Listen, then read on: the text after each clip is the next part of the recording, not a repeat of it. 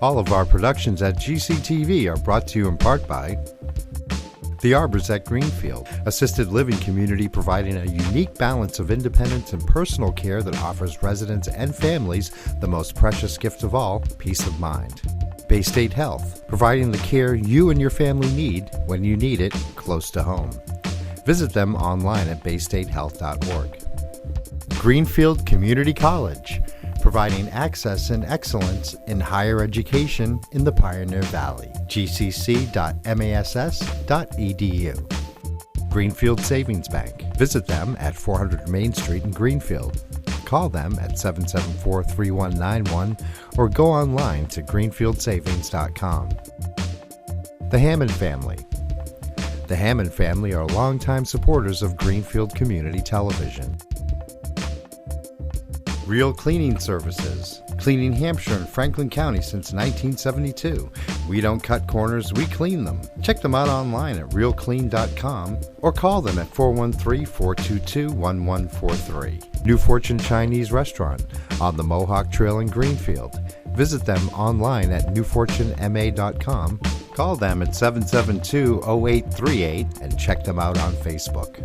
People's United Bank, located at 45 Federal Street in Greenfield. You can call them at 774-3713 or visit them online at peoples.com.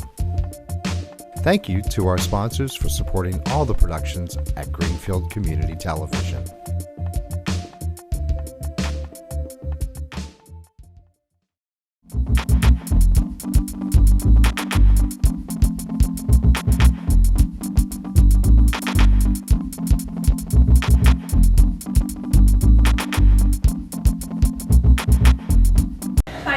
Thanks for coming tonight.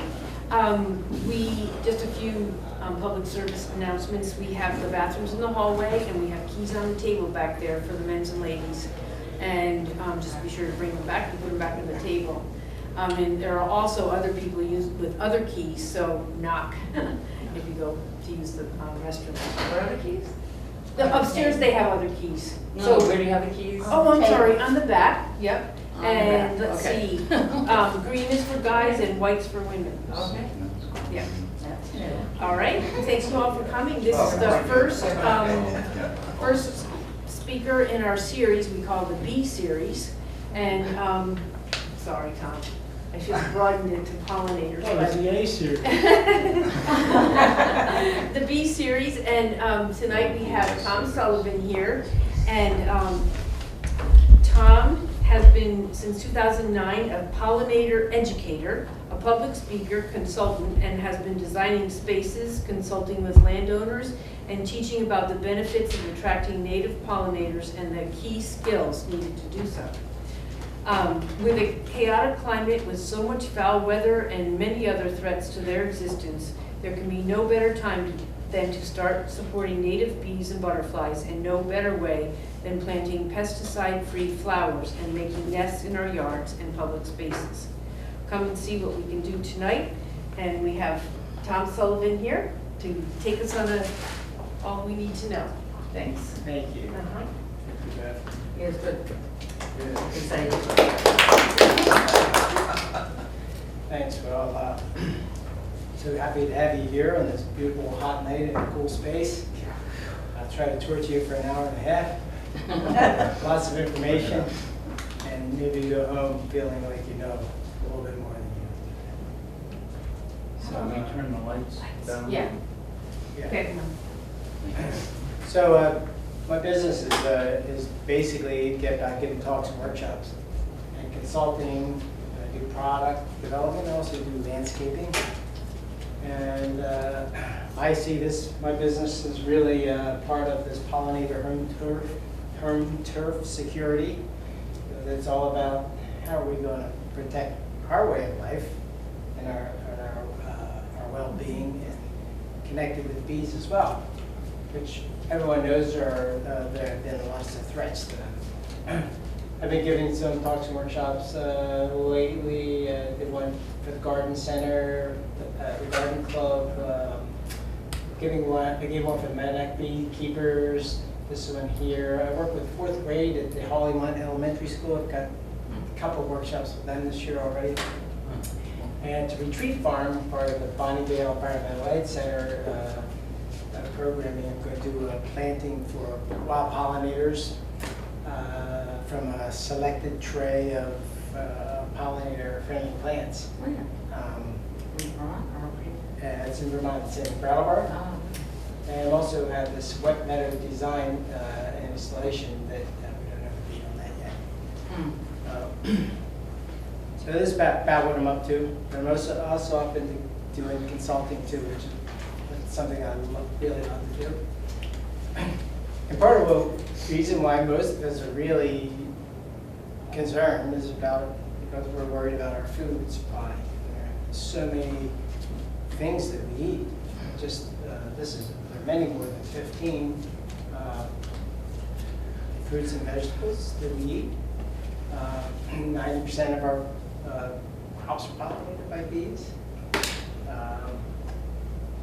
35% of our global food supply comes from pollinators. And one of the big things we've heard, 1/3 of our food, 1/3 of what's on our plate comes from pollinators.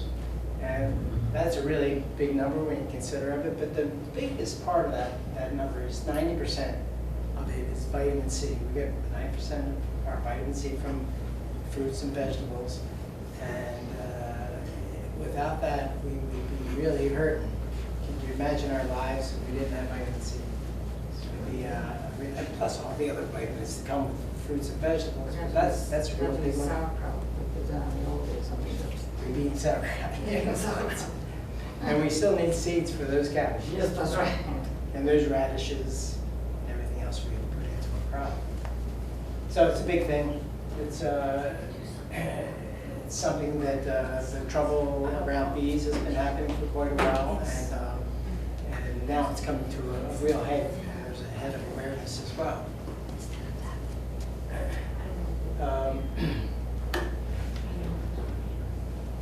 Oh, we're just trying to fix it. It took a long time to get it. Okay, all right. Okay, so if I That's just do my good. pinkies there. Yeah, leave them there. Sorry to hold it. Anyway, USDA Natural Agricultural Statistics Service came up with a valuing how much honeybees and native bees give to us. And honeybees came up to about 355 million for 33 major crops. And for wild bees, they add about $3 billion per year in pollination services. So that's a really big number. Native bees are often underestimated. A lot of our fruits and vegetables come from farms that don't have, aren't like hedgerow to hedgerow planted with toxic chemicals.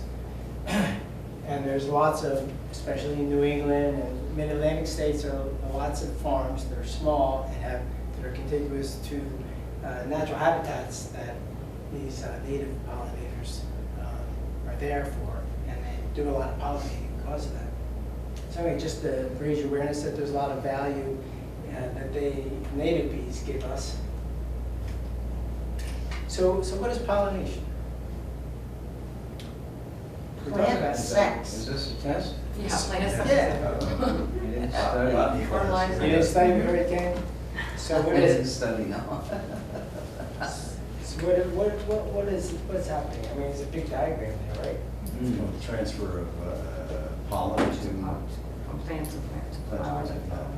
Yes. Pollen to Pollen from the male part is pollen is the male part of the flower, and it gets transferred to female part, which is the ovules, where all the seeds are made and the fruits around it. And because we have insects and birds and other pollen carriers, we were able to get this transfer done. Otherwise, it was a wind-pollinated plant. And wind-pollinated plants put out billions and billions of spores, or a billion of pollen cells, just flooding the air with it, trying to, perchance, land on the female part of the cone that's going to make a seed. So pines and birches and alders, they all do that kind of wind pollination, and grasses. Did you have a question? Oh, well, maybe you're gonna get to it, but I was just kind of curious. Obviously, the bees are not thinking, oh, I have to pollinate this, but they're going for nectar, and somehow the pollen just sticks to them and gets on the... Yeah, I'll get to that. That's coming.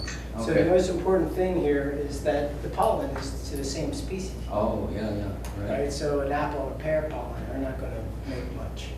You know, a bee lands on an apple tree and spends time there and then goes over to a pear.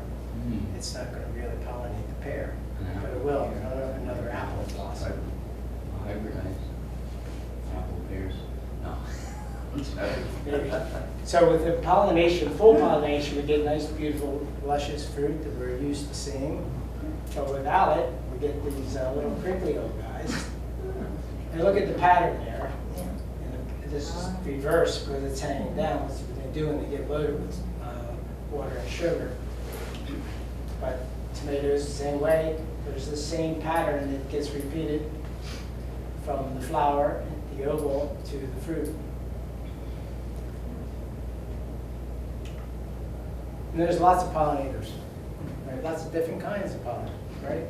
So and we have flies, who are really decent pollinators, and wasps, who are not very decent pollinators. Butterflies, who have a great reputation for being great pollinators, but aren't really very good pollinators. But they got the spirit down. And they really help us a lot because they're emblematic to pollination in general. Back in the 1800s, before there were so many butterflies and bees, people didn't really quite understand who was really doing the pollinating. They knew some of these insects were landing on these plants.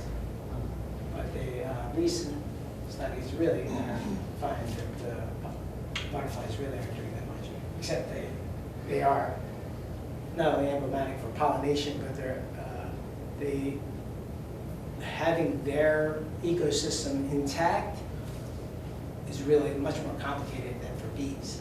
So for me, it's becoming a higher order of interest because to design or to implement any kind of design, you really need to have a complex system because butterflies are going to flowers for nectar and they're laying their eggs on different plants that the eggs or the larvae will need to consume. So it's a much more complex thing. Could you call them an indicator, pollinator, species and, Yeah. indicator? Yeah, when we see them, we know that there's a more complex thing happening. And when we don't see them, we know that something's broken in the system, and that's very much like not seeing many bees. I don't know about you folks, but I have seen very few bees. I have seen Yeah. some bees are the same. Except for- small or bumblebees. Either small or big. Right. Yeah, well, that's just Just nice. bumblebees or small.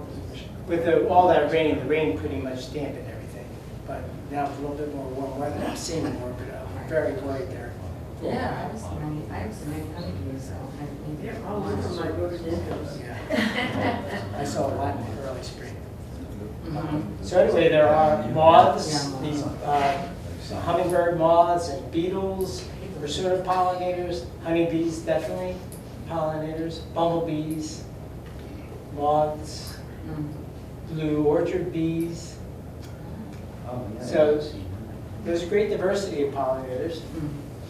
They're not all the same though, because nobody can compete with the pollen bees. The bees, all these bees, honeybees included, they consume pollen.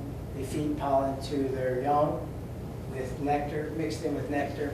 They carry it on their bodies, and they are dedicated to pollination. Right, Wayne? They're not thinking, oh, I'm going to go pollinate that plant. It's going to be their season. Probably not. Right. But they do have rapport with the plant. Right. There is some communication going on. Yeah. You should check out this poster here. Oh. A little later, maybe I can tell you more about that a little bit later. But anyway, there are this great diversity of pollen bees. Sweat bees, because they land on our skin sometimes, and lick our skin for the salt. Helps them in the reproductive cycle. How Carpenter. big are they? Are they little? They vary in size. There's lots of different kinds, but yeah, they're about, I Yeah, don't know, yeah. half-inch long or something. But there are lots of species. They're not all green of that family. And carpenter bees because they destroy houses. That's Was good. They that? know how to drill holes, perfectly round holes in houses. Ah. Yes, I have a few holes. And polyester bees because they produce a polyester-like substance in their stomachs that they use to plaster the walls of their tunnels. They live in the ground. And it's like Gore-Tex. It allows vapor to escape and doesn't allow water to penetrate.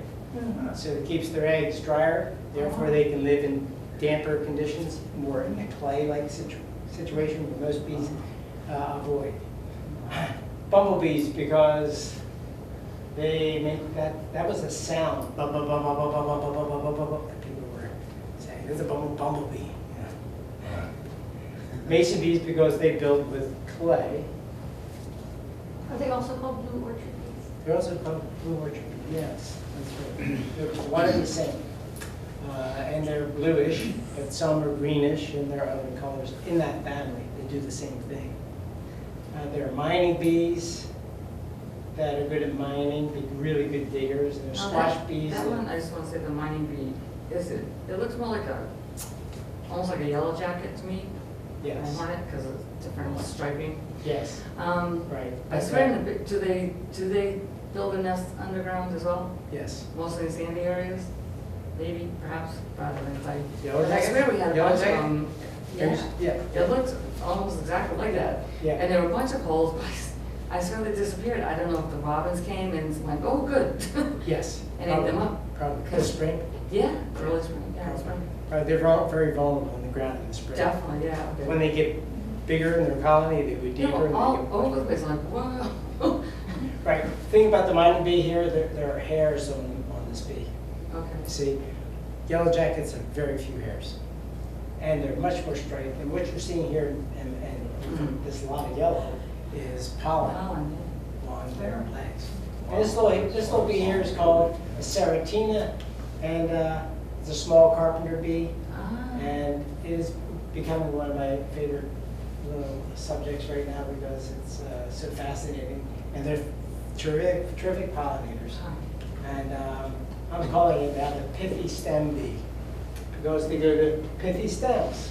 Why did they change names? Why did they change names? Yeah. I don't know. Just to see the is this what pass they- that around. Yeah, see, this is the center of a staghorn sumac, and you feel the pith Oh. inside. Now these bees are really good. They're carpenter bees essentially, very strong, powerful mandibles. They can dig holes, tunnels, perfectly round, little barrel into the stem and start laying their eggs. What kind of plant is this? That is staghorn sumac. Sumac. Yes. Stagnons. What time of year would you cut those? I cut that in March, early March. Tried drying them out, there's a lot of damp weather and drying it is a real thing because it has latex as a sap. So when you cut it early, you can avoid it. If you cut it in April, you get the sap on you. It's really hard to get off your skin and your clothing. It should be an industry.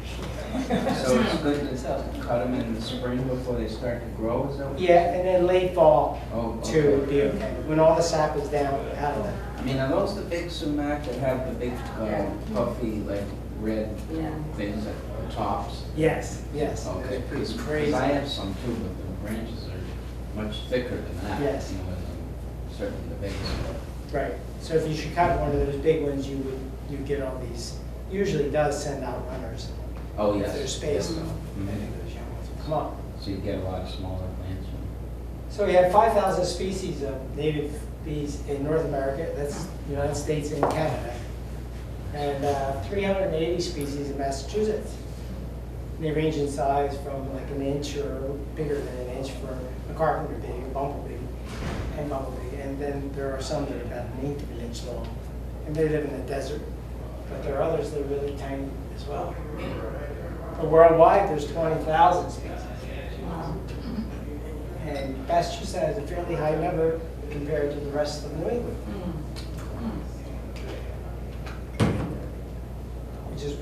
know. And when you try to think about 380 species in our state, that's really quite challenging. Why is that? Is it because it's warmer than like northern New England, or? Most of the species differentiated along the coast where there's a lot of sand, Oh, okay. and it's warmer.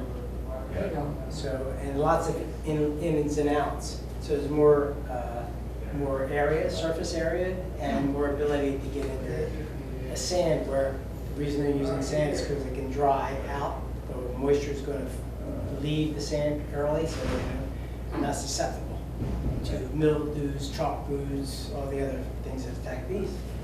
So basically, there's 5 families. I pointed to them in another slide. There's polyesters, the miners, the sweat bees, the leaf cutters, along with the mason bees are in the same family.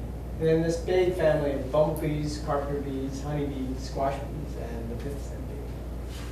So when you start thinking in these categories, it gets a little easier because, that's in the leaf cutter, or the Megachilidae family, or that's in the Halictidae. So I think that all the time. Yeah. eventually you'll get there. Eventually you'll get there. But the word epidae is familiar because of apiaries, right? Yes. Is that where the word comes from? Yes, definitely. And probably is Greek. And Halictidae is Greek as well. And that was the first word for bees. Oh, neat. I'm forgetting today. I read that today. I'm forgetting what it means though. Oh, they gather. That's what it is. They gather. I think it's they gather pollen. So, yeah, there you go. Wow. That's really Okay, cool. it just gives you an idea of the bigness of the carpenter and the bumblebees compared to all these other little guys. So, that's a blue orchard bee.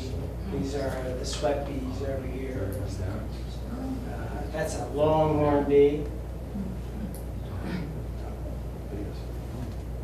And those are all in Massachusetts? This isn't from Massachusetts, but it's hard to know. Felix, I wouldn't know all of them because we have 380, but no one has really. I have not seen the full list or all the pictures. I think somebody's writing a book and not releasing the information yet. It's like moths, right? Moths, so many species. Oh yeah, moths, yeah. Whoa. I know somebody started, I don't know how far you got. That's not a lot. Thousands. You know, Are wasps and yellow jackets in a different family? Or Yeah. in the same family as the honeybees? They're not. They're not. They're wasps. They feed their young grubs and live insects. Some of them inject their eggs into other insects. like cricket eaters. Huh? Is there something called a cricket eater? Yes. Right. Yeah, and there's lots of them. There's lots more wasps. Right. And bees came out of the wasp from being wasps. They changed, I think it was 130 million years ago. They switched from going after prey, feeding their young live or dead larvae, to feeding pollen, because the plants were figuring out, they were figuring something out. They produced this pollen. In the beginning, it was beetles that were going after it. And then they got a little bit more differentiated, sophisticated, and bees figured out, hey, we can eat this. I don't know who the first brilliant one was, but how they figured it out. But it was pretty cool that they started becoming really adapted to the plants. A lot of them are very specifically oriented to certain species, and some are much more Carnivorous, no. They eat anymore. I'm forgetting the name. meat-eating versus. No, they go generalists, the bigger generalists. So the generalists can eat from lots of different pollens, and some are very specialized where they can only eat a certain plant. So there are a lot of the native plants that are kind of having trouble now because they have very few species that visited them, and with the so many native, non-native species coming in, they've had trouble. They just have trouble if their pollinator has a problem getting to them, or they don't succeed through the winter, or for some reason get a disease, they can pretty much blank out. But a plant that attracts many more species, then they're the prospects for survival are much higher. Where is the honeybee on that? Honeybee's not in this list because it's not a native bee. Where is it? It's not in this list because it's not a native bee. Honeybee. Oh, wow. Why is that distinction important for us? Why is it important to know? Yeah, is it because honeybees aren't as efficient pollinators as native bees? Well, it's we just need to know that they didn't come to the U.S. They came to the U.S. with colonists, and they are big social bees, and they are having a lot of problems. Now, And so we need to know what are the alternatives if the honeybee should continue to fall. And initially, that's what got me interested in them because I was so interested in honeybees before that. But now the native bees seem to be, the native bees are genetically much more diverse, and the potential for us to survive is better if we pay attention to their needs. And by paying attention to their needs, we develop more diverse ecologies that can eventually feed a lot more bees, including honey. Because Right they're now- more adapted, they've been here for thousands of years. Right, and they're more cued into native plants. So it's the native plants that are Right. struggling as well. So this is connected with the whole biosphere, all the plants that we rely on. So we don't just rely on the foods that we eat as crops. no question, so bringing honeybee here, didn't that cause competition for the bees that are here in the United States? Definitely. But they came along at the same time that there was a lot of cutting in the Must be. wilderness. Yeah. So there was probably lots of Okay, nice. younger plants Yeah, springing a lot up more. and created a lot of food at one time. But as agriculture became much more bigger and more potent as it is today, and the threats are even higher because of the chemicals that are being used and other things. But I digress. So we talked about the bees here and what they have. What's special about them? They have two pairs of wings, and they're clipped together. Like there's this little clip that makes them helps them fly together. They're not defined separately, which is kind of cool. So it gives them more control. Antennae that are really good at receiving chemicals in the air. Ocelli, these little light receptors on the top of their head. There's 3 of them, so they're sort of getting a good sense of where they are in the sky. Compound eyes that are on the sides of their heads. Flies have them in the front of their heads. Their antennae, by the way, are segmented, so they can turn them. This differentiates them from flies, because flies have fuzzy antennae. And they're a little bit different. They're smelling, they're going after different things in their smell. When they're smelling. They all have a head, a thorax, and an abdomen, like many insects. And they have 6 legs. But they also have a lot of hairs on their legs, which is very beneficial. Because hair. Huh? Catches the pollen. Yes. So when they fly through the air, they catch and they build a static charge. And that static charge makes their hairs more receptive. The pollen being rather heavy, because it's not wind pollinated, it's insect pollinated, it's kind of stuck to the plant, but because of this charge on the hairs, there's more attraction to the hairs. So the bees have these hairs. They have special pollen baskets. Some of them have little antenna cleaners. And all of them have they're combs, so that they're combing from the head to their abdomen as much as they can get off. They're packing it on their legs or on their butt, or underneath their abdomen. And that's how they carry. And they carry as much as they can carry. then they go back to the hive or back to their nest. You have a question there, Greg? Yeah, that's it, okay. So these are showing the abdominal hairs of the mason bees and the leaf cutters and that whole Megachilidae family. So cute. So the pollen is heavy, right? And it's sticky. So that's pretty advantageous. As you're flying around it, and it's not going to fly off you very quickly. It's full of fats, proteins, and minerals. Really, pretty much a full complement of what they need. Varies in all pollen is different. Each species is going to have a different percentage of protein, and that protein is going to be. Bees are going to go after the protein that they the plants with the highest protein, but also with the highest protein that they can digest, and then they go back down. Because not all pollen is the same. It's not always digestible the same. All pollen kind of adapted to different bees and different insects because that's what they do all the time. Plants are basically these chemical organisms that create all kinds of chemicals in their leaves to try to keep themselves from being eaten by herbivores. And they change that with their pollen too, because they have relationships over millions of years that they kind of favor some over the other. But their plants are also trying to get their needs met. That's the basic deal here.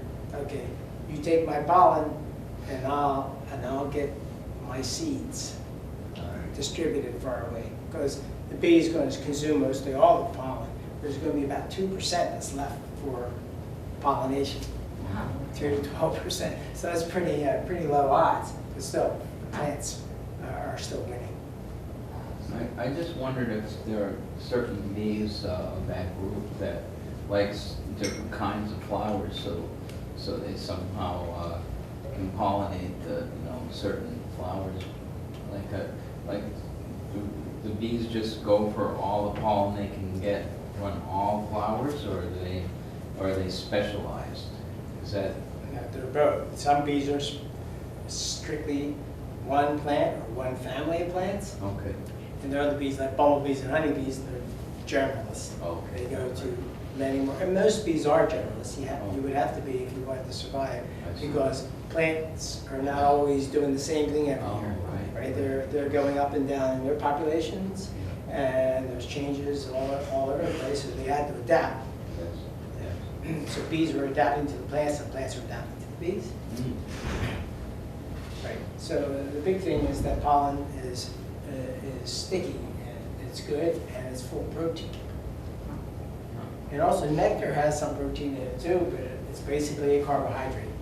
And mixing the carbohydrate with the pollen is how they make it more tasty and more nutritious for their grubs or their eggs and their larvae. So it's full of all these great things like amino acids, lipids, and vitamins. Some plants have caffeine in them. I don't think it's a coffee plant, but I'm pretty sure the tea plant has caffeine. That helps them remember where their source of is. And then they come with these various alkaloids, and the alkaloids are what distinguishes the digestibility. Because that plants are always producing these alkaloids that some things can eat and some things cannot. And then they have scents in the nectar. And that's... Hey, Huh? can we go back? What's that guy doing on the Yeah, left? I was wondering that too, what's going on there? Is he peeing? He didn't like that plant, so he's going to pee on it. Yeah. Yeah, I never saw that before. I thought it was pretty funny. I like Glad you that, picked it up. I mean, a lot of animals, they have so little urine because they need all of the water they can get. Yes, right. So, but that looks like a lot of liquid coming out of that little guy. Yeah, it does. Maybe it just had a really good drink. Yeah, maybe it's morning or something. Yeah. Okay. So, and they all bees have tongues, the tongues are either long or short, but they all have hairs, and they're telescopic, and it's partly a mop and partly a vacuum. Going in there, they're bringing their tongue in edge to the flower, getting as much as they can. They don't have a lot of time to waste. You ever see bees, busy at bee, doesn't come for nothing. And they've got a lot of work to do. The plants aren't that generous, so they're gonna get as much as they can, as fast as they can, because they got some eggs back in the nest, or they have egg. It's mostly females doing the foraging, so it's Mostly females? females are doing most of the work in this. This I figured. So is the proboscis the same as the tongue? Yeah. Yes. Yes. Yes. I call it a nectar vac, just for fun. But basically, that's what it is. It's going in there and getting as fast as it can. And there are a bunch of bumblebee species, and there are a difference between the species and their lengths of tongues. The longer your tongue, the more that you can get into a deeper tube flower. Shorter your tongue, the opposite. And it's all about access. So bumblebees are probably the only bees, or the only pollinator next to hummingbirds that can get into that flower. It's bee balm. So long. Like, look how long that tube is. So, but it's probably a long-tongued bumblebee. And these deep-throated plants, they have like a hood that they have to have some heft to be able to get in there, inside it, and that's mostly a bumblebee planet. There's also bumblebees and a couple other bees that can buzz pollinate, which some plants like tomatoes and cranberries and blueberries, they are best pollinated by buzz pollinators, because they can create this vibration to the key of C that releases the pollen that's inside the flower, and the pollen flies around, and the bee kind of just like and grabs it, gets it all over him, and then goes and combs it off. I'd love to know who are the scientists that did the study on the C, key of C. How do they know? That was a musician. So anyway, you can see that these different flowers have can receive different kinds of critters, right? So it's something like this, very open. And, this pincushion type plant, you still have to need fairly big town. It's not going to be a little tiny bee unless the bee is small enough to get down into the flower. But you see this lip plant here. This has like a little hinge, so you have to be heavy enough. Is that turtle head? Yeah, that's turtle. Looks like. Yeah. And so if you have the weight, you can get in. And so bumblebees are very important for lots of plants that are like that. So, and they're in decline as well. So it's really, there's another reason why we have to pay a lot more attention to what's going on. So bees are so important, but why? Because they're flower constant. That means they go to more of the same plant all the time. If you're a butterfly, you're flitting to get a little sip. You may have little hairs on you, but you're mixing pollen up, so you're not that effective. But as a bee, you are. But native bees are even more effective than honeybees for the reason that they deliver drier pollen. They pack their pollen drier than honeybees, so it's more available when they come to the next plant. Tom, Yeah. do bees come back to the same area like birds do? That whole thing of flower constant made me Do think. they leave? Huh? I don't know if they leave. Well, it depends on where their hives are. I mean, they're probably building hives in Because birds, certain areas. birds tend to come back to the same location, right? Yeah. Each Yeah, year. well, bees don't migrate. They'll migrate. Oh, that's true. So, yeah. Monarch, butterfly monitor. I mean, some of the butterflies migrate, but I mean, bees are hives, mostly so local. it's just they move to an area and that's it for the season, right? Yeah, so bumblebees can fly about a mile or so. Why? Honeybees further, Okay. but most of the other bees, the smaller the bee, the closer you are to your nest is closer to your food source. because they can't fly that far. And they're affected more by wind because they're pretty small. But a lot of the bees, especially bumblebees, are out early in the season. They fly in cooler weather, morning and night, and in damper conditions. So that makes them very valuable for lots of plants because they can do that. And they also fly faster than honeybees. All of their insects really have been faster than honeybees do. Blue orchard bee, two blue orchard bees can fly fast, can pollinate more plants in an orchard than 100 honeybees. Really? Wow. Partly because they're really fast, and they're not super loaded down like honeybees are. And you know, they're not in a hive. There's a different hive. There's a different mentality when you're in a hive compared to being the sole provider for these children. Which these solitary bees, most of them are solitary, and the bumblebees do, live in smaller units. They have a lot more responsibility, so they're just a little bit more workloaded. Are bumblebees solitary? Bumblebees are not. They're, but I'll get into that. Okay. Now, And so, but the pollinators, native pollinators are they have this huge ecological service to our crops and native plants. And all the wild animals that live off of these in all the parts of any plant that they pollinate. That's a big thing. I have a question. Did the Europeans bring the honeybees over for one reason? To make honey because they make a lot of money? Yeah, and wax too. They, Candles, remember, wax I candles. understand.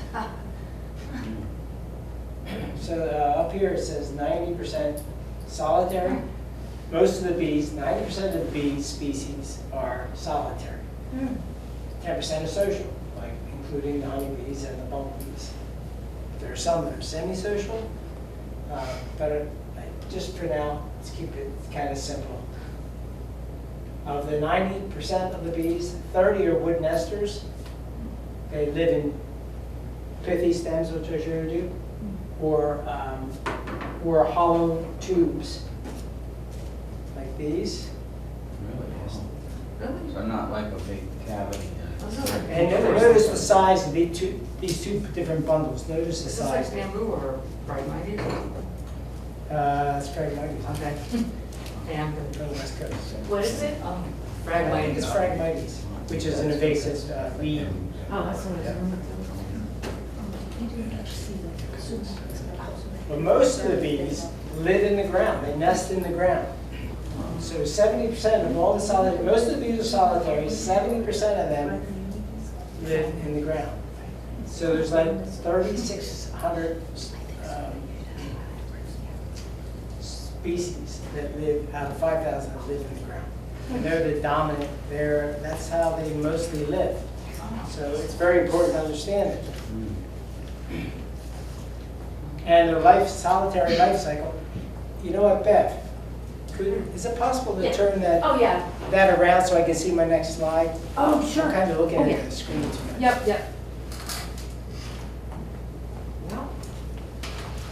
Okay. Good job. So they only live as adults for 4 to 6 weeks, which is an incredibly short time. Yeah. So when we think of social bees, we think of them active all year, right? But these guys are actively waiting most of the time. They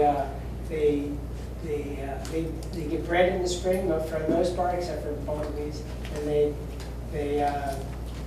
get laid as an egg on top of a ball of pollen and nectar. They start growing after a couple of weeks into a larvae, and then the larvae consumes all of the bee bread that they were left with. And once they consume the whole bee bread, then they start pupating. And some of them wrap a cocoon around themselves. And they wait until right conditions in the spring. And then they emerge spring or summer, depending on what that species, when that species emerges. So they're all like in some kind of time clock. It's usually related to the different kinds of plants that are in the area. and the temperature. So the bees that I saw early this spring could have been just emerging. I just happened to catch them emerging. Yeah. Could that be? Where from? Turner's Falls up near the golf course. But there's like a lot of sand. Well, it was mostly sand. Turner's Yeah. Falls. I'm not kidding. So you saw them coming out of the ground? I just remember there were holes and they were hovering above the ground. And I didn't know if they were making a nest or but that makes sense too. Yeah. They I'd were like to just see that. emerging. I I'd know. like to I was show- just taking pictures. They seemed like it for a few days or so. Well, I didn't walk amongst them because I didn't know I was going to get stung. I didn't want to trot on them either. Right. You know. Yeah, sure. Well, you know that spot, I'd love to see it, because that'd be very interesting to come back to. Yeah. Okay. So, Oh, Tom, just a quick question. Where that cycle of the meeting, the bee bread or whatever, when is that going on? Is that in the winter? but Or early it kind of spring. slows down quite considerably in winter. It's usually complete by like December, November, December, Yeah. and then they're just kind of holding, All because winter. it's so cold here. Okay. But in the southern climates, they do it much faster. They don't do that. Sometimes they don't have this arrangement. So, because they're not worried about freezing. Right. They're not pupae as long. So there you go. So this is a bee that was just found in Massachusetts, in Drina Barbara, by Joe Milam, who is a wildlife biologist, specialist in native bees. And this is a Sam Droege picture. Sam Droege runs the U.S. Geological Survey for monitoring bees. He teaches bee identification down at the Tucson USGS space in Shepherdstown, West Virginia. He's got this incredible book out that he and John Lawrence is the last guy that I forget his first name. But anyway, he's from the Natural History Museum in New York. They produced these incredible pictures of these bees. And I went to this National Conservation Training Program in Shepherdstown, West Virginia, and looked at bees for a whole week. And Sam Droege was leading it, and it was incredible. I mean, when I first went in really liking bees, I left there like totally amazed. Like I was totally in love with them. I mean, look at that. I mean, it's like a rock star, and that's a very Hair's pumped it's a up. very simple one. I mean, that's like not very ornate. I was found in Hadley, Massachusetts. Oh. Looks downright edible. Yeah, exactly. Yeah. We'll try it. So that's all the good stuff. So now we've got to talk about the heavy stuff, the stuff that's really affecting our bees, and there are multiple threats. Mostly caused by human activity. I'll stand up and say that. And a lot of it has to do with habitat loss, and habitat loss from human activity, what we do. We break up the landscape, we try to make something that's totally unnatural. We make a lot of grass, we bring in a lot of imported shrubs that they don't feed anything, and trees, and there's no food out there, it's like a desert. And then we drive around in cars and blow all kinds of carbon into the air, and we're messing that up. And so it's creating a lot of problems with overheating, so it's changing and disrupting the bloom times of the plants, because they're kind of not knowing what the heck to do. Okay, is it cool, is it hot, and they're like, and the bees are in the ground trying to figure out when they come out, and they go, okay, is it warm, is it cold? And when it gets cold, that cold snap we have with just recently with a lot of that rain, I have these bees, mason bees in these boxes, and they did nothing. And I thought, oh my God, this big apple tree we have, no pollination. As soon as it warmed up, they were really busy again. It was like, oh wow, they waited, but the tree got more rain and didn't succeed. But that's what's happening. Lots of plants are doing that. There's about a 20% mismatch going on between the species that are, and their pollinators, plant species. Well, I've heard a lot about the neonics, that that's the main culprit in killing the pollinators. And recently I heard that some of the big box stores like Home Depot are going to phase them out, but I've also been hearing that there are new ones, you know, on pipelines. So I don't know that much about them, about what's happening in the pipeline. I don't totally trust it until I really see it. Right. I think what we need is real monitors, and our government needs to be paying people to go and test these soils. They can't rely on the nursery people who really need to make money, and they're making money because what we've been led to believe is a perfect looking plant. Okay, we'll buy a plant that has no holes in it, and that looks really luxurious. So, and we won't buy one that does. So I can see their point, but not to the expense of the whole ecological systems that we all depend on. So we also have a loss of floral diversity. I told you earlier about the native plants who are kind of blinking out because their pollinators are being affected. Most of them are specialist plants, but there's lots of plants coming in, removing habitat that some native plants just can't compete against in general. So it's all cultivated crops or houses or shopping carts or roads are taking lots of habitat, dividing it up. And then our farms, part of this, and our lawns and our gardens are being used with biocides, which are killing lots of things. So, and many now are these systemic pesticides and used with fungicides. Those two in combination are really a deadly combo. And fungicides are making the pesticides even more attractive, some of them. And there's been studies showing that neonicotinoids are even more attractive to make the nectar sweeter. And that is something the bees can't control. Doesn't that seem counterproductive? Spraying all this stuff. I've seen apple orchards.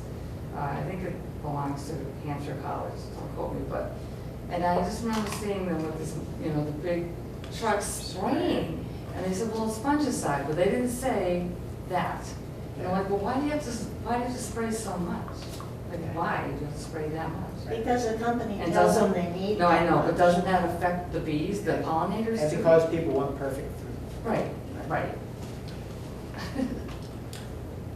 So we need pesticides for you. What we need to do is to change our behaviors.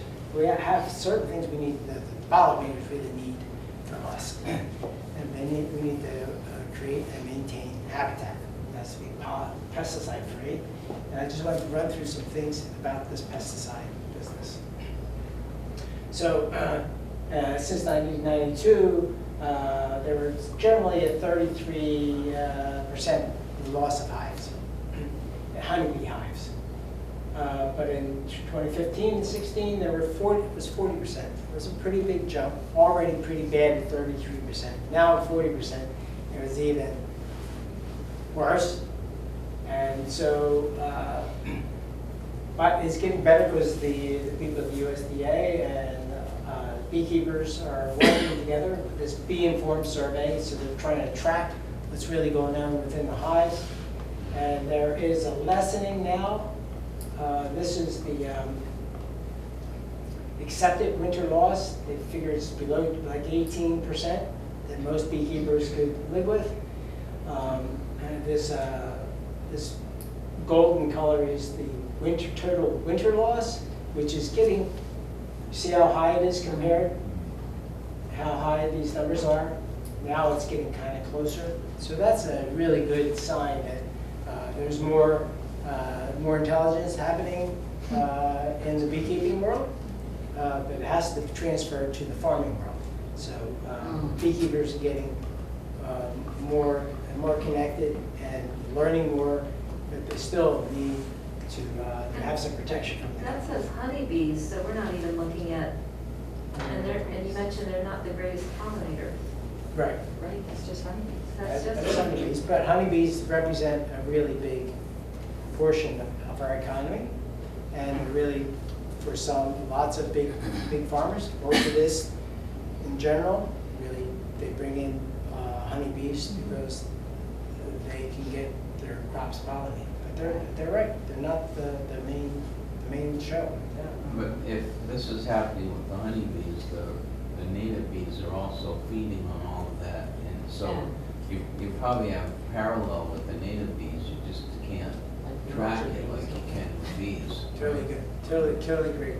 Yeah. Just where I was going next with that. Oh, yeah. So, and there was this joint working committee performance measures for managed pollination protection plans, which informed the new law. There's a Pollinator Protection Act that's in the Massachusetts House, and Massachusetts passes this act. There will be the 4th state in the country that actually does something to protect bees. But for the most part, it's protecting honeybees.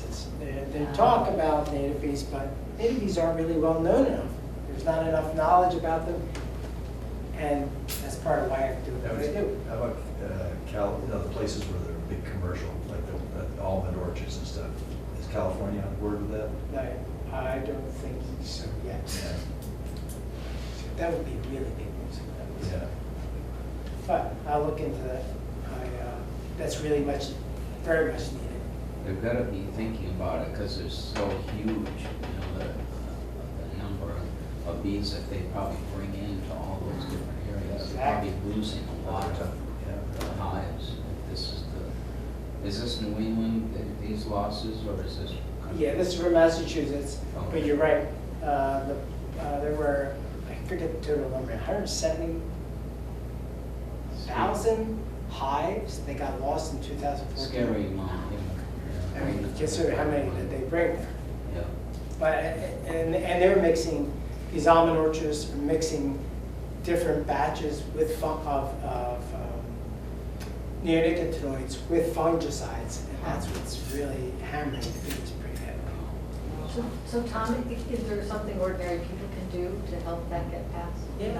Yes, there is actually, and I'm going to get to it at the end. I'm answering a lot of questions, and I've got a ton to talk about. I know, let's keep So going. I'm not going to get there We'll try by not to- 7:30. Oh my God. Unruly class here. Okay. So you're right. It's not easy to count the native bees, Oh. and that is a big problem. But we need to do more. Yes. But it's directly related. The losses in bees are directly related to crop land increases and pesticide use in agriculture, and I want to add on also in the home and municipal landscapes. So I'm going to go through these pesticide things kind of quickly, okay? So neonicotinoids go into when they get consumed on a sublethal basis. If it was on the plant and on the flower, the farmer sprayed it at the wrong time when the plant's flowering, the bee's going to get on it and it'll kill the bee. But they're not often used that sprayed. They're often used as drenches, and they get as injections in trees. Whereas any insect that takes any part of that plant, pollen and nectar included, are going to get hammered. So what it does is it suppresses their immune system in a sublethal. So they're not dead, but they're consuming little quantities of it all the time.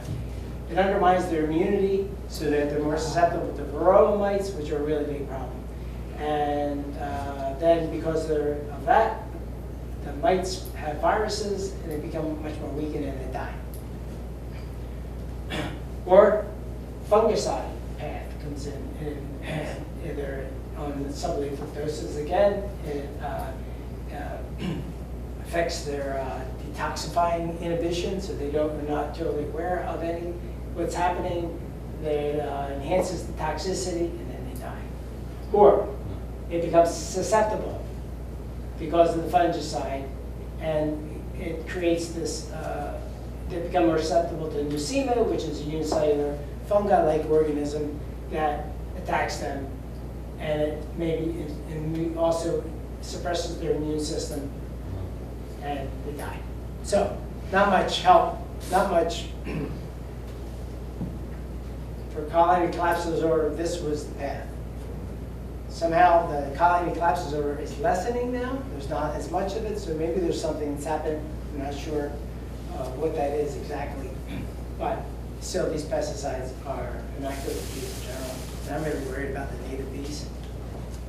I'm also worried about birds.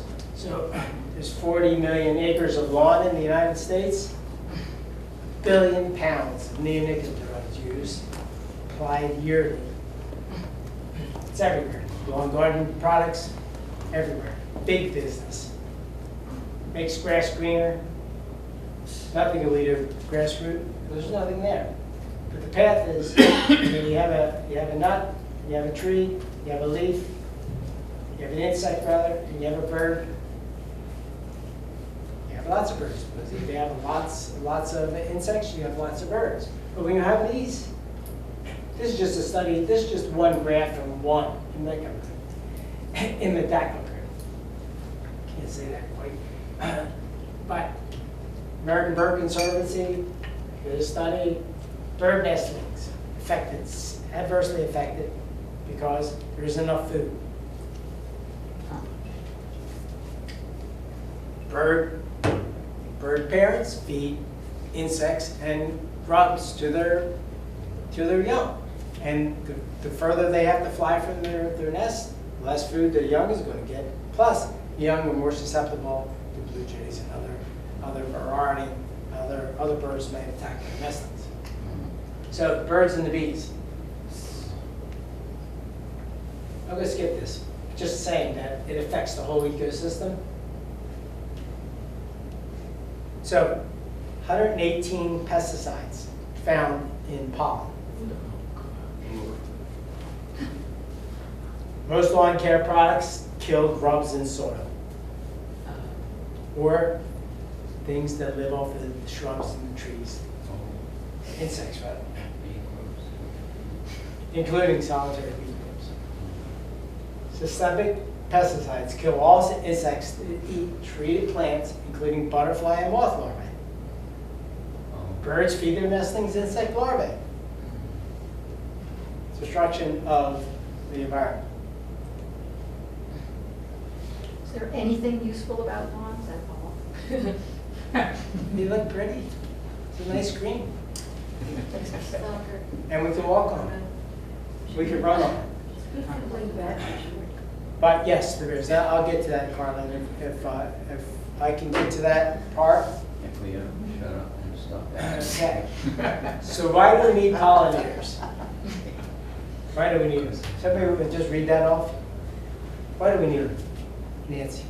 Pollinate our food crops, pollinate native plants, maintain and increase biodiversity, assure livelihoods of birds, mammals, lizards, and other animals who live off flowering plants.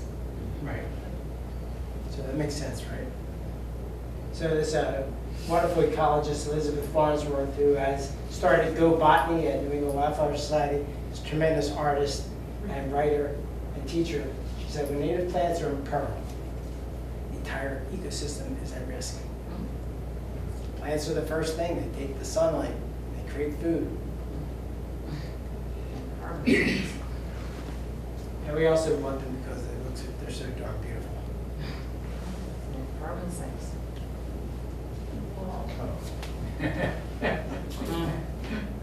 What is that? Oh, any questions? No more questions, please. You asked for it. You're shut up. Shut down. Okay, they need us also to increase their nesting opportunities, boost their food resources, right? Lots of flowers, basically. Increase the connectivity between habitats. Big thing, we have to overcome the fragmentation that would happen by all these houses and all these lawns that feed nothing. We need to give some of that back, if not a lot. And if we start connecting habitats that feed these bees and butterflies and all these insects, can start traveling and start increasing their numbers. And it's really a fight for their survival and our survival. So, what do we need to do? No people. We need high diversity and abundance. So both of those mixing together we have resilience. So if we have lots of bees and butterflies, it's because we have lots of flowers, lots of food, and we have the potential to continue as a species. So the next thing is bee nesting. So we've seen this thing before, we know what that's all about, and that's how they kind of nest, and that's how we can see them as in their individual species. And lots of different species that they do the same kind of thing. They lay an egg in the ground on some bee bread. And they also lay, some species live in the wood, like the 30% live in the wood. So we can create drilled wood blocks. We can hang pithy stems of raspberry, sumac, and elderberry. We can have various tubes, various reeds. And now I showed you the reeds before. And this is a nest box. Almost filled to capacity. Carefully, don't tip it. They'll all come out. Which way? You keep it like that. You keep it so they stay. I mean, it looks like you're putting these kind of in the open, but would they be in the forest as well, or maybe on the edge of the On the edge of the forest more. Most of these wood nesting bees are edge species. Okay. They get forage in the spring. The spring ephemerals are out. So you can see here this.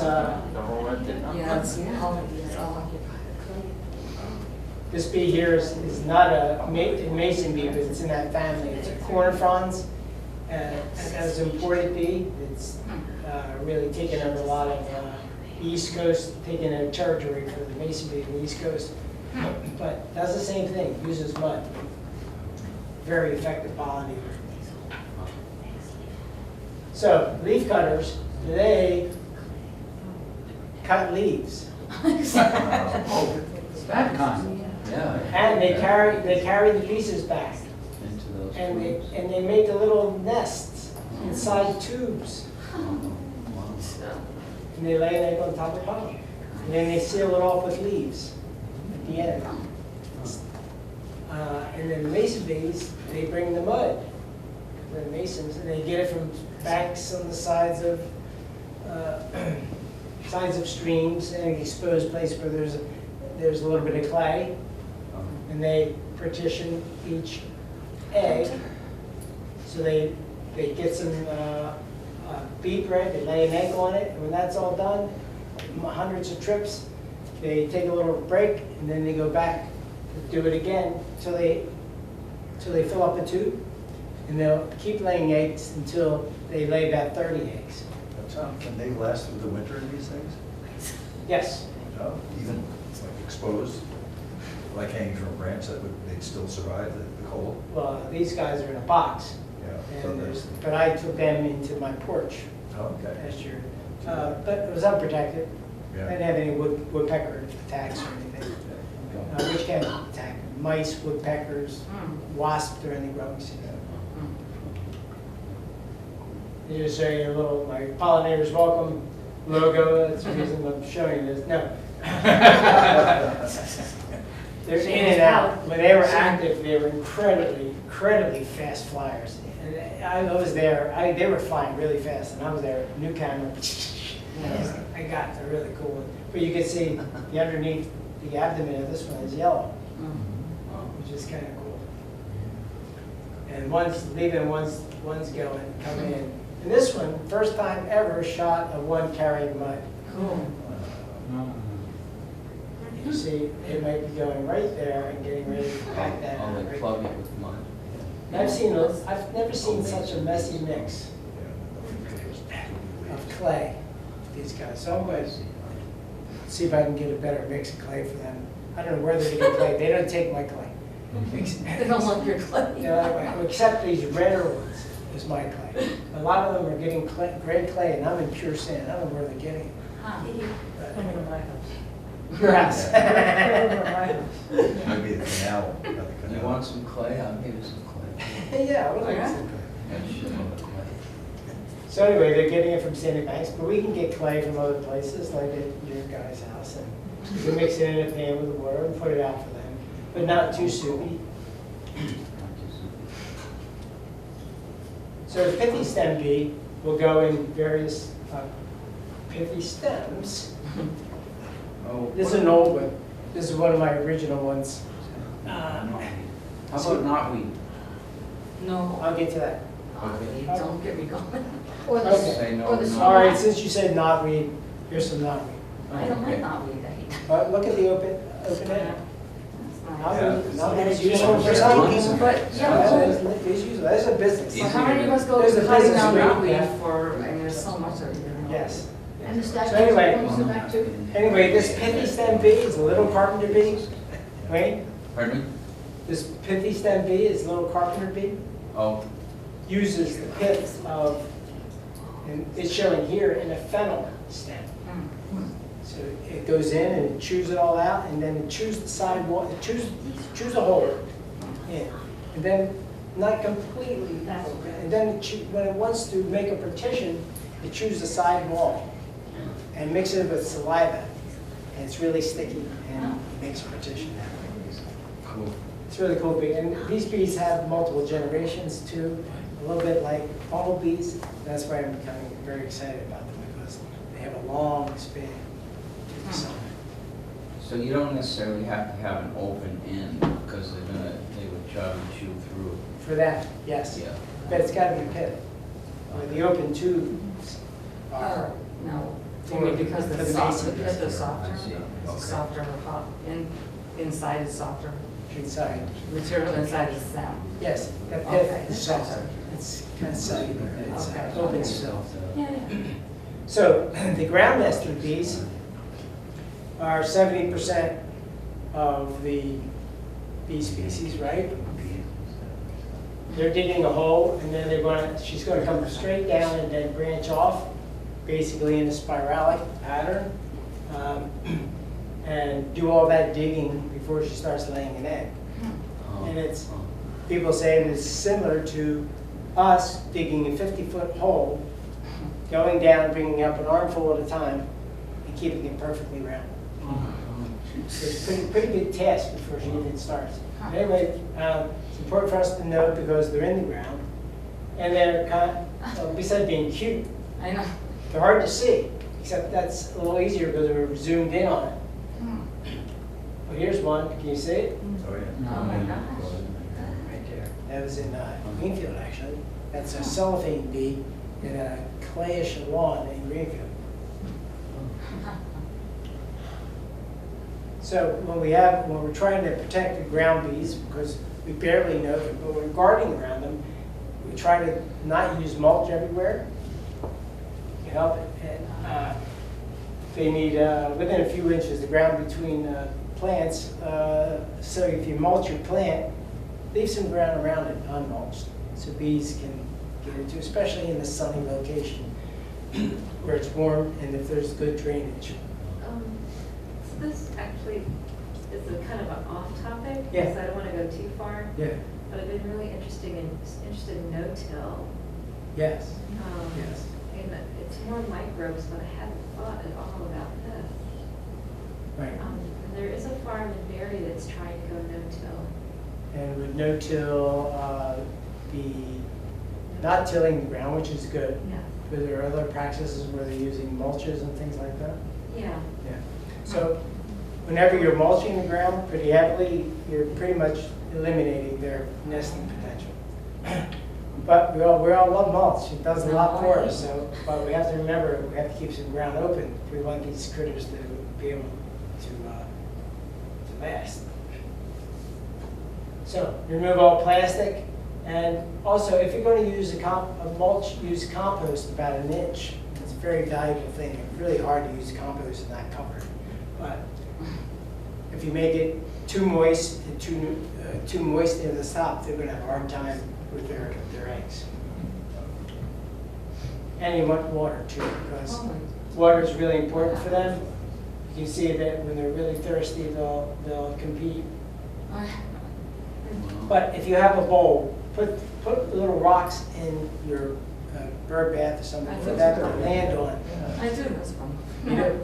Right. Oh, that's cool. So it's really good. Oh, you did? Pollinators get thirsty and they need to drink. Oh, cool. So the ideal habitat is flowering plants, right? Whether it be perennials or shrubs or trees, maybe even vines too. Dead trees, which are good for beetles that drill holes, and it's the holes that we're mimicking with our tubes.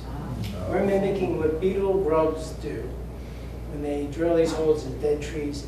That's what the native bees have used to nest. That's pretty cool. We have a lot more control if we have them in tubes. But we can also drill holes in trees if we don't have enough. We just took down a great big spruce, blue spruce tree, and it was riddled with holes. We had no idea until it fell down. Oh my God, look at this. It's filled. We can also create nesting blocks, and any time that there's bare soil, there's a good chance that it will be could nest in that soil. So they could be nesting in your yard and you wouldn't even know it? Yeah, yeah. Yeah, because you could miss their whole Yeah. active season, 4 to 6 weeks. Yeah. So that's more of the, like, the spring, early spring, you can look for that stuff. Just Correct. just try to be conscious. Most of them, but they're all season. Okay. It's not just Right. the spring. I said the spring, but that's when Right. it starts. Start. You have to be awareness. So that's a blue orchard bee, just waiting for good weather. Waiting Wait for a question. Waiting for a question. Waiting for the rain to And start. before waiting to think, It's got on to the a next coat one. on. So the diversity of flowering plants is the next big thing, right? So at the NRCS, Natural Resource Conservation Service, they have this great list that separates seed mixes from dry sites to wet sites, which is really nice to see in a concise list. There are many more plants, of course. But the good thing about this is it's showing you the bloom time. So the basic idea is to get 3 things blooming in each season. So this has 5, and there's 6 there, there's 4 there. So that's really a nice chart to start with. So we can see plants that are kind of related to these plants could grow in your yard. Can you buy these mixes or? You can buy them, yes, and yes, you can. It's a much bigger deal than planting by seed. If you're Especially gonna- asters. Oh, I you're won't get into just- that yeah, now. just planting. Asters. I see some I know I have, but, okay, go. Now, back here, I have this little card here. It's up back on the table there if you'd like to take it. It's 25 plants that attract at least 7 or more pollinators. They're ranked according to how many pollinators they attract. So wild bergamot, which is like a pink bee balm, attracts 15 species. Black-eyed Susan's not far behind. Butterfly weed, the cup plant, just naming things you might know. Spotted geranium, coneflower, Ohio spiderwort. That's a really good list of species. If you take that home, you can start at least adding them to your gardens, if not designing with them. A lot of these look like full sun plants. what I'm seeing. Yes. Yeah, they are. Yes, they are. Typical. They are, and the reason they're doing that is because we're aiming towards a meadow, because the meadows are where you're going to have the highest diversity of flowers, potential, highest habitat potential is there. And that's kind of what we have to do. We have to boost. A lot of trees and shrubs are great, but we also have to boost, and we can boost it more readily with perennials. Okay. And that's what that list is. But here's another really great list. Riverberry Farm. They are up in Vermont, but I love what this woman did, Jane Sorensen. She not only put them in their bloom season, but also gave their Latin name and their common name and various other aspects of the summer, partial sun, and whether bees or hummingbirds or whatever, or whether it was a host plant for a butterfly. and some notes. This is a really, you should go to this site, Riverberry Farm. She has a bunch of other lists. One of the good things about this is that these are perennials for gardens that are long-lasting, minimal spreading and reseeding. That's a great place to start because people can get very discouraged with some of these wild plants. They're really cool, but they're very aggressive. So with seeding and moving around in the soil, which I kind of like. I like to watch the interplay. But anyway, it's a good place to start. This is a really great site. And you want to know that you have a diversity of petal shapes, tube lengths, and colors to create a diversity of pollinators. Mint plants are funny flower, are just great for attracting pollinators. Yes, Oh my definitely. God. So just to show you that the diversity, how much diversity matters in all of England, they did a big bee sightings. They're training a lot of people to be citizen scientists. So like when I was telling you about those bee species before, and you were saying, oh yeah, really? Well, Britain's there. They're starting to identify their bee species. We could be as good as the Brits. Sure. God. Anyway, Tell Trump. because of the diversity of their allotments, they had the highest number of species. They spotted 830,000 bees in a certain time period. The question I had that's been sitting in my head for a while is, what about the rest of the world? I mean, like, what's China doing? What's Japan doing? Or, this is Britain. So I'm curious, because we've got this problem, but is it pretty much the whole world? China's much worse than we are. They are? They have people who go up and hand pollinate. We've had some districts where they've been so polluted. So, With toxins. Sure, They didn't have any pollinators left. So when they hand pollinate, it's very expensive to get people to do it. Bees do this practically for free. What we have to do is plant flowers and keep the pesticides out. Right. Yes. And keep the climate stable. I must say, that's a bigger thing. Okay, thank you. So what we need to do, when we're thinking of it, we want blooms in 3 seasons, at least 3, 5 to 7 flowering would be fantastic. Create a lot of structural diversity, smaller, tall plants, medium-sized plants, ground covers, so you can fill lots of niches with shrubs, grasses, and perennials, trees, of course. Grasses, though, are the hardest thing for us to imagine, but with meadows really have lots of grasses in them. And the grasses are really great for bumblebees to nest on there, and also for butterflies to lay their eggs in. So the recommendation is 25 to 60% of warm season grasses. Native grasses. All these other non-native grasses aren't very useful. And always be thinking meadow. How can we get, so the sequence of going from the spring to getting the first flowering plants are going to be willows. Pussy willows are fantastic. And then we think of the spring ephemerals, all the plants that are out really early. That a lot of them grew up in the woodland edge or within the woodland. So they're taking advantage of a lot of the sunlight before the trees leaf out, and then they close down before that. So they're very adapted to very low light and early blooming. So those are really good. That's a way to supercharge the environment. And then as the spring unfolds in the summer, there are thousands of plant species, many of which are on this list. And I also want to point you to a really good book, Pollinators of Native Plants by Heather Holm. You can see this afterwards. Also, the bees in your backyard. This doesn't have to do anything to do with plants, but the book talks about the plants that they visit in here, but it also identifies the bees.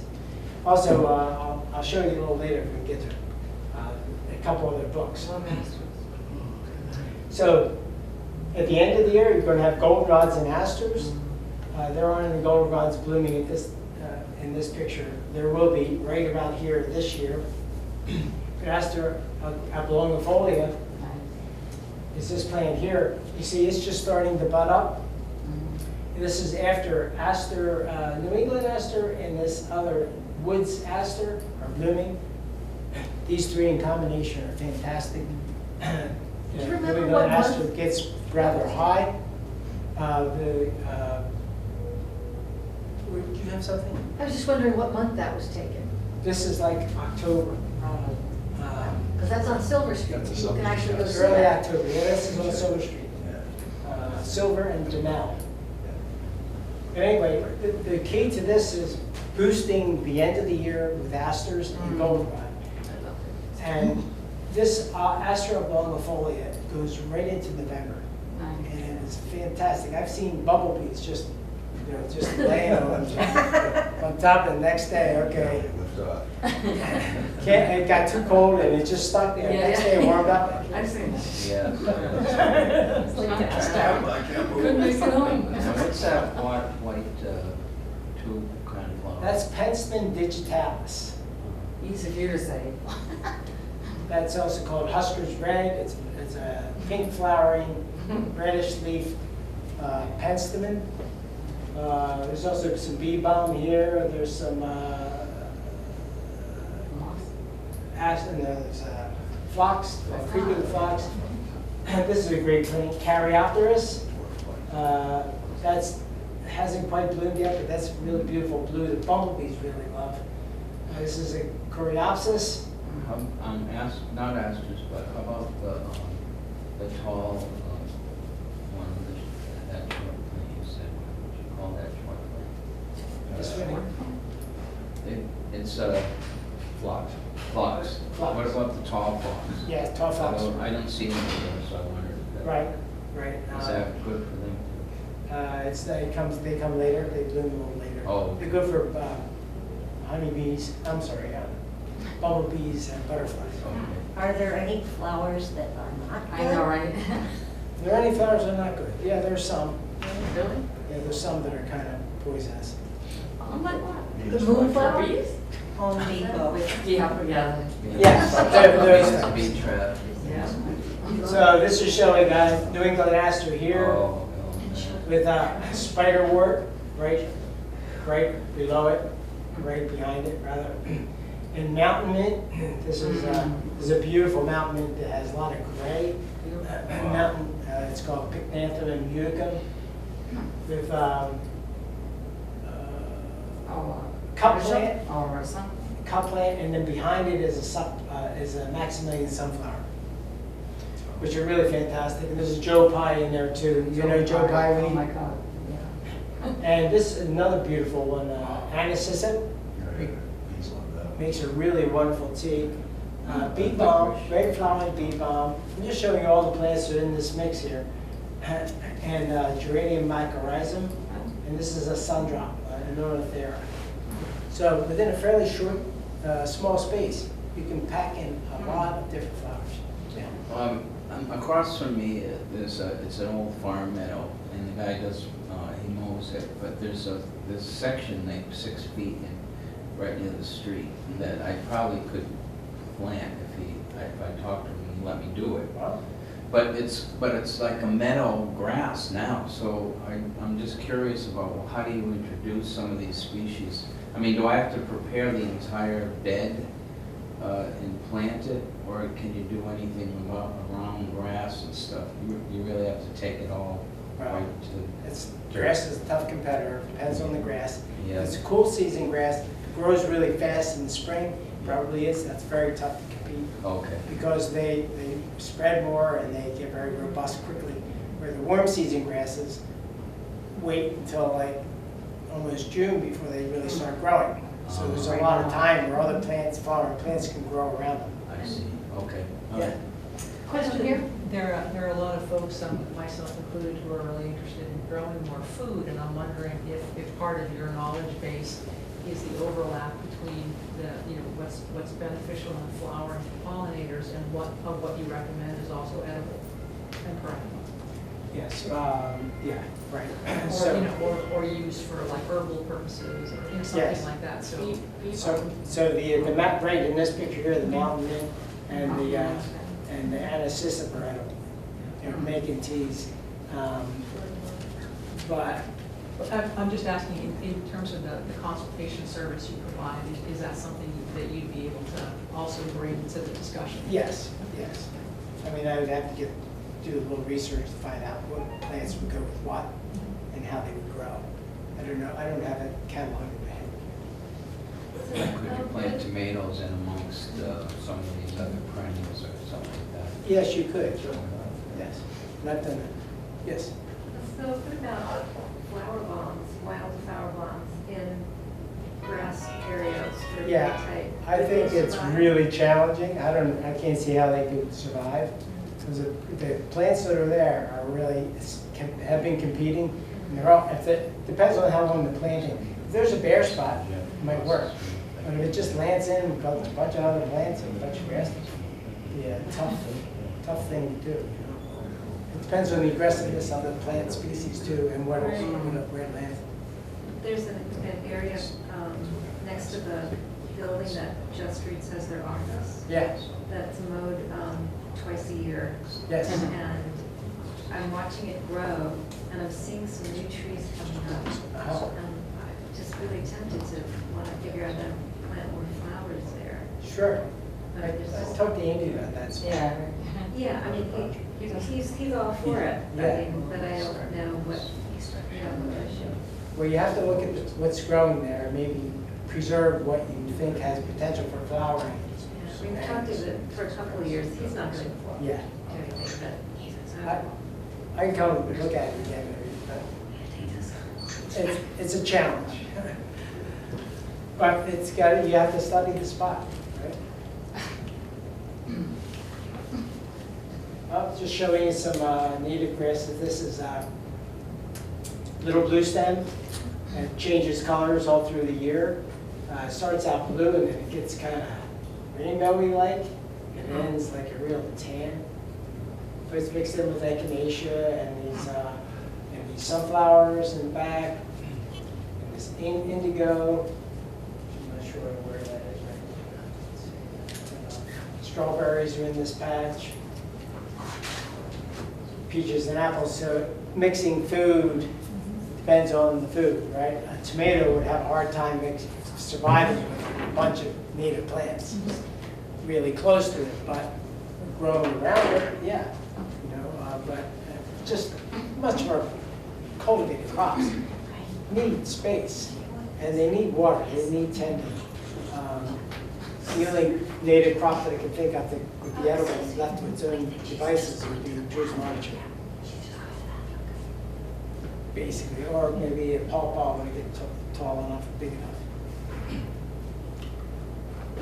So the other really important thing is to have contiguous habitat. So that was talked about that earlier with all the fragmentation. So we have to think about ways that we could do that. My first original thought was up against your border, your perimeter. If you and your neighbor grew like 3 or 4 feet of pollinator plants, that would make a tremendous impact on your local environment. Picture if everybody did this between their sidewalk and the street, and how much connectivity would exist in those locations. We have tons of spaces like that. And Greg, I mean, I can recommend 10% of your land. If you convert 10% to pollinator plants, you're doing a big thing. It could be, that 10% may happen, could happen, maybe, could possibly be this piece here, the verge between. And it could be very beautiful and public and enlivening the whole neighborhood, adding life and structure, reducing mowing, using less fertilizer, adding character. Then you can also think of where you might want to replace lawn, like your side yard, your west yard, your east yard, your backyard, everywhere, your back 40. This used to be all grass here, the whole thing. So I reduced the lawn by 70% in this park. It was fantastic.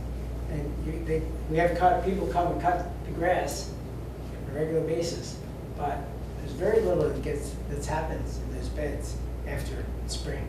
And the fall is the only time to go back in there. Okay, Yeah. so the underground bees, can they use areas of lawn that are mowed regularly? Yes, I'm gonna get to that. That's what you always say. Well, I am, I'm trying to get. This unruly audience. The sun goes down when we still. So, here's another Ask a concept. question. Letting grass grow. Mow a path through grass. So a lot of people are doing this. This is in Greenfield, Greg. Hey Greg, this is in Greenfield. Yeah, I know, I just recognized Oh, you this. do, okay. So anyway, it's a big field that was let go, and then start mowing paths. And then the paths define the beds. So it becomes a thing of beauty, because you can walk through it and not worry about the ticks so much, and still enjoy what's flowering. I have other pictures of these where they're flowering, but I'm not showing them right now. But here's this habitat here, it's 4 gardens with mowed path. Neighbor saw what was going on here and started this used to be mowed, he used to mow everything. Now he just mows the path between the 2 spaces, and he has a diagonal path. But he left this great big, probably a half acre, maybe an acre, to see what's happening. Well, that shows it right You there. can see it right there. Yeah, nice. And this year it's even more exciting. It changes all the time. This was the last year. And that's little blue stem, getting towards the end of the year. So will the bees pollinate even the grasses? No, No? but some butterflies and skippers will lay their eggs in those grasses. Oh, But when okay. those grasses, if they get big enough, they fall over, Yeah. and with the snow, bumblebees can nest in that cavity between that's made by that. At UMass, Suzanne Lerman from U.S. Forest Service, based in UMass, and Jim Milam, who I mentioned earlier, they did a study in Springfield on lawns. They said that they would mow lawns for these people who agreed to be part of the study, and they experimented with the different height of the mower and the interval between those. And they found out that the biggest key number was 2.5-inch high mow set with an interval of 2 weeks. So mowing every 2 weeks at 2.5 inches created 111 native bee species, 64 flowering plants, 2 state records of new bees, which Joe was very happy with, and 6 county records, which made her really happy. Anyway, lots of plants there, and we probably know a lot of these plants. So just by changing your habitat, so this grass idea isn't totally as detrimental or bad. It's not as much of a desert if we do it right. And we have to get rid of the pesticide or herbicides, of course. Okay, so joining pollinator protection groups is the next big thing. This is where the social and political realm come in. I've just joined this group. It's Western Mass Pollinator Networks. And we're really looking forward to having more people join us. We're really trying to do something big to protect, revitalize, and expand pollinator habitat. Where do you meet? Pardon? Where do you meet? We've met in Florence, and I think in Northampton before, but I think it's going to be in Florence now. Peggy McLeod is the coordinator. She's doing a great job. We're kind of being, the Toxics Alliance is now taking us under their wing, helping us a little bit financially, and helping us with a structure. And it's been really, really good. Get their help. But we're basically trying to educate, do experimental plantings, and take steps to certify habitats, which through this million garden challenge, we may, with the Toxic Alliance, get there. Feels really good.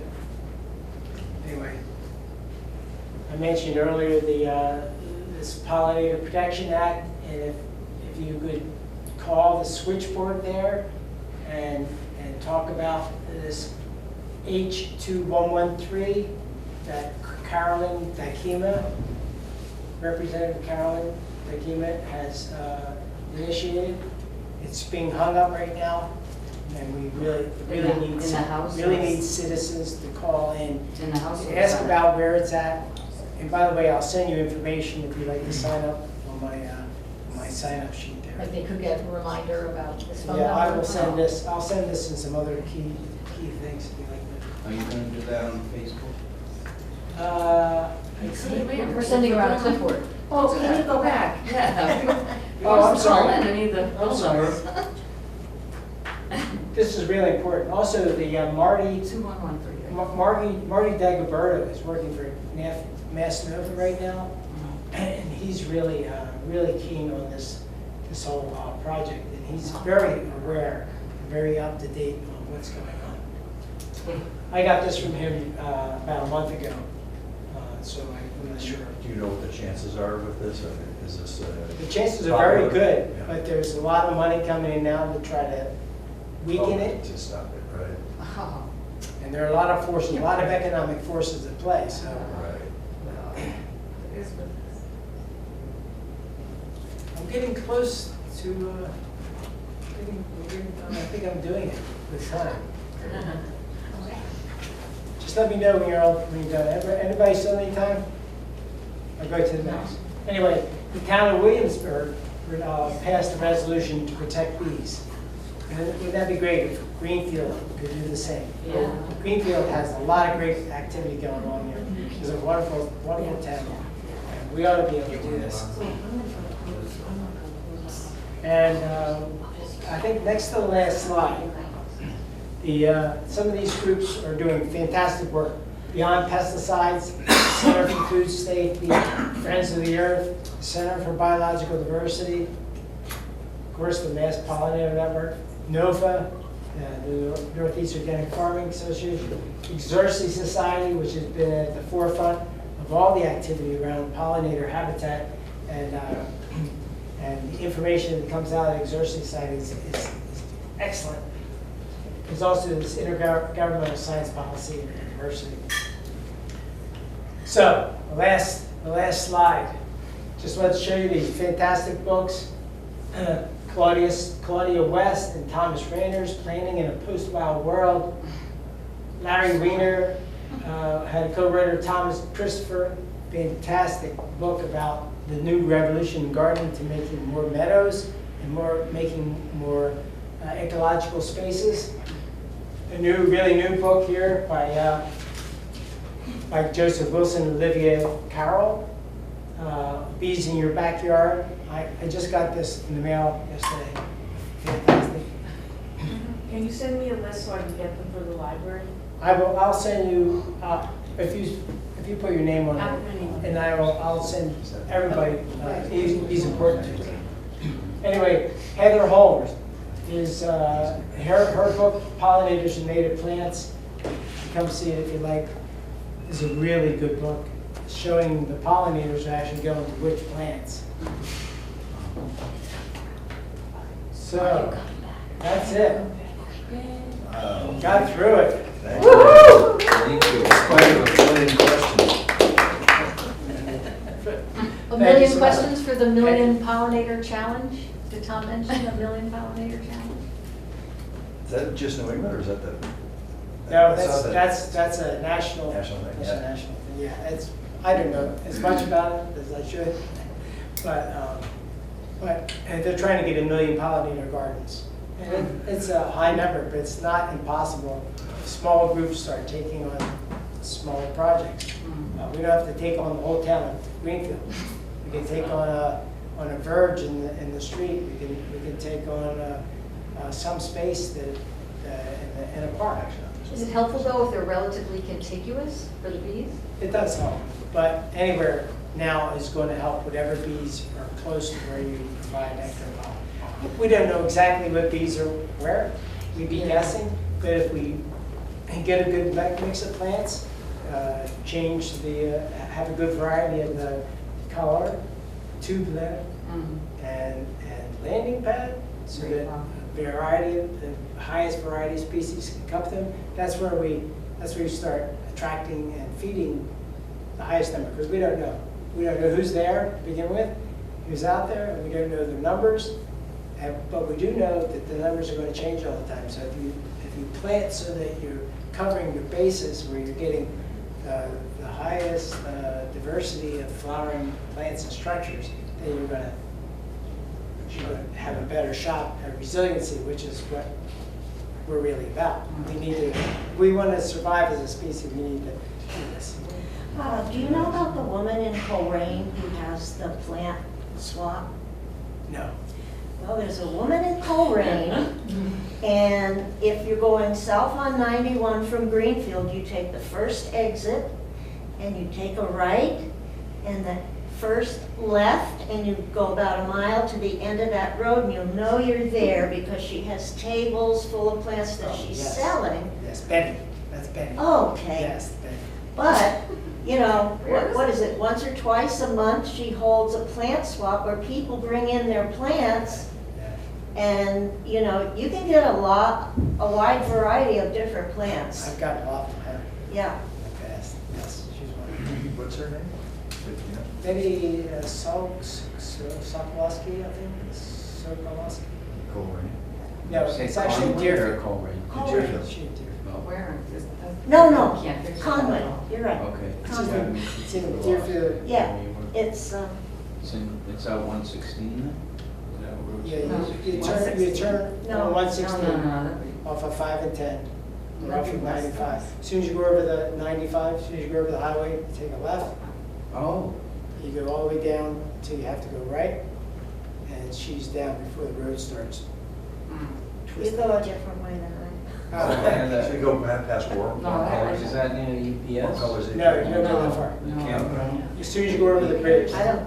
Okay. You keep going. Oh, Yeah. You're on the wrong road. As soon as you pass the highway, there's a street on the left, takes you back to UPS. So to Okay. bring Oh, yeah. stuff Yeah. and exchange it? I suspect he's talking about a different person. Because the easiest way to get there is from Greenfield, you go down 91. Down Take- 91? Yes, south on 91. Okay. No, I'm sorry, but it was Conway. Oh, okay. But still. South on 91, take the first exit. Well, where are you talking Take a about? right. The Yankee Candle exit? No, You're well, going yes, south. I You're going think that's the one. But, you know, it is the very next exit that you get to, once you get on 91. Are there any questions that we want to have on the GCTV recording? Yeah. That, hey, Nancy, Is 26 where the, Friendlies and big lines. This is how we're recording this. yeah, this is on TV, so that we can talk about this. Is there any other questions? Are there any other questions anybody have? Okay. That's about the lupins. Oh, you said wild lupins, I was just wondering I don't know enough about the difference. Yeah, well, there Some kinds are, of lupin. there are a number of different kinds. Yeah. The native lupin, I'm not totally sure if it's still around, but there are other native lupins from other states that are being used, and they're generally blue color, but there are lots of other colors of lupins now, and I'm not sure where they come from. Or if they're good for pollination. Well, they're good for pollinators in And general. kind of lupins? Most of them are, yeah. Really good for bumblebees in particular. So I put lupins in my vegetable garden. So Yeah, yeah. Perfect. Yeah, That was it's some great. masters and some. Okay, I think we about hit our max here. All right, thank you.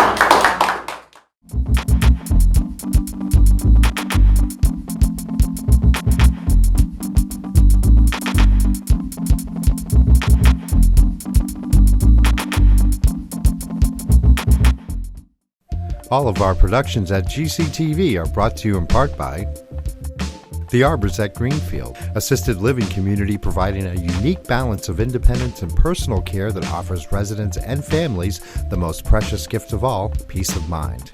Bay State Health, providing the care you and your family need when you need it close to home. Visit them online at baystatehealth.org. Greenfield Community College, providing access and excellence in higher education in the Pioneer Valley. gcc.mass.edu. Greenfield Savings Bank. Visit them at 400 Main Street in Greenfield. Call them at 774-3191 or go online to greenfieldsavings.com. The Hammond Family. The Hammond family are longtime supporters of Greenfield Community Television. Real Cleaning Services. Cleaning Hampshire and Franklin County since 1972. We don't cut corners, we clean them. Check them out online at realclean.com or call them at 413-422-1143. New Fortune Chinese Restaurant on the Mohawk Trail in Greenfield. Visit them online at newfortunema.com. Call them at 772-0838 and check them out on Facebook. People's United Bank. Located at 45 Federal Street in Greenfield. You can call them at 774-3713 or visit them online at peoples.com. Thank you to our sponsors for supporting all the productions at Greenfield Community Television.